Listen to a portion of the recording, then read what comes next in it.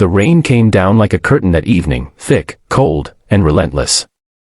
Most people rushed to get off the roads, but not everyone was lucky enough to make it home. On a lonely stretch of highway just outside a small town, a red SUV sat on the shoulder, hazard lights blinking through the downpour. Beside it stood a young woman soaked from head to toe, trying, and failing, to loosen the lug nuts on a flat tire. That's when a beat-up gray pickup slowed and stopped behind her.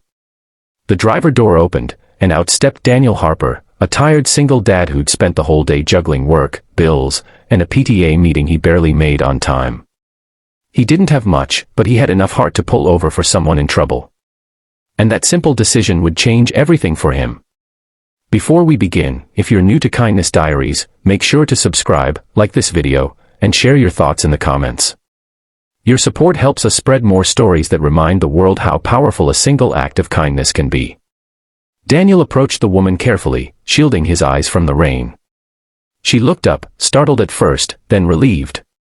Her hair clung to her face, and her white dress, clearly not made for roadsides or storms, was dripping. "You okay?" Daniel asked gently, raising his voice over the rain. She nodded, embarrassed. "Flat tire. And I think the wrench hates me." Daniel chuckled softly. "Mind if I try?" The woman stepped aside, watching as Daniel crouched down and got to work. He was soaked in seconds, but he didn't seem to care. Years of fixing things on a tight budget had given him strong hands and an instinct for problem-solving. As he loosened the final lug nut, she said, "I'm Emily, by the way." "Daniel," he replied, giving her a polite nod. She noticed the car seat in his truck and smiled. "Long day always is," he said, grinning. "Single dad life." But wouldn't trade it. There was something steady about him, calm, grounded. He wasn't flirting, wasn't showing off. Just helping because someone needed help. Emily felt something warm flicker inside her chest, a feeling she hadn't experienced in a long time, genuine gratitude. When he finished replacing the tire, Daniel stood up, wiping rain from his forehead. "You're good to go," he said. Emily insisted on paying him for his help. Daniel shook his head. "Keep it," he said. "Just help someone else when you get the chance." Emily hesitated, surprised. "That's really kind." He shrugged. "Kindness is free." They exchanged a final smile, and Daniel got back into his truck. As he pulled away, he had no idea he'd just helped someone whose decision could change the entire course of his life. The next morning, Daniel woke early and prepared his daughter Lily's lunch. He braided her hair, badly, but she loved it anyway, and dropped her off at school before hurrying toward the county courthouse. His stomach twisted with nerves. Today was the custody hearing he'd been dreading for months. His ex-wife had recently remarried and wanted full custody so she could move out of state. Daniel loved Lily more than anything. Losing her would break him. He walked into the courtroom with trembling hands, clutching the small drawing Lily had given him for luck. He took his seat at the defendant's table, his attorney whispering last-minute advice. But the moment the courtroom doors opened and the judge stepped inside, Daniel froze. There she was, Emily. She wore a black robe now, her hair neatly pulled back, her face composed and professional.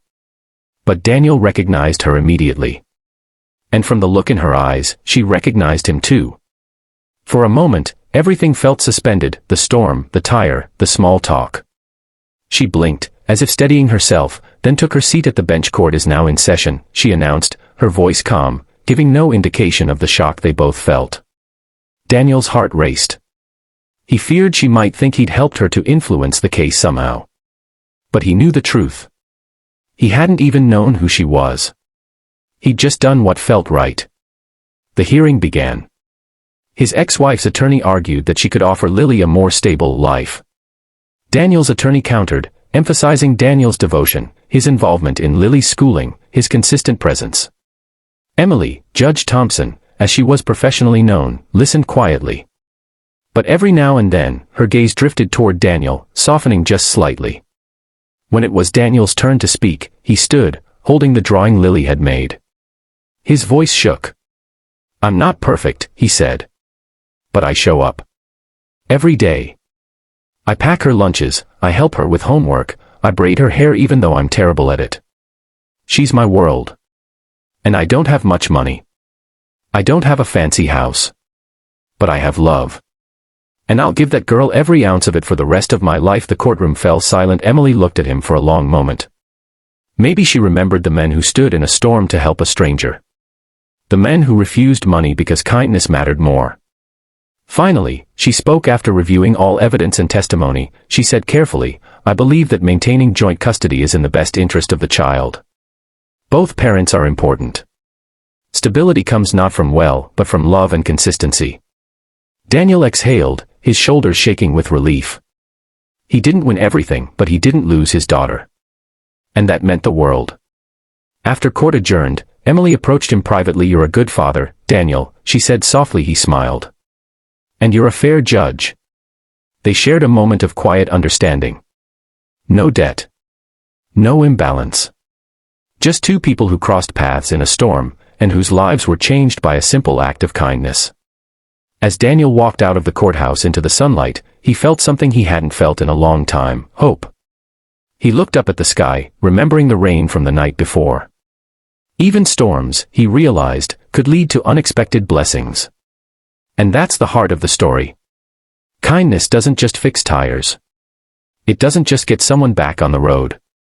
Sometimes it circles back in ways we never expect, shaping our futures, healing our fears, and reminding us that goodness still matters. So let this be a reminder: the smallest act of kindness can change a life, and sometimes, it might even save yours.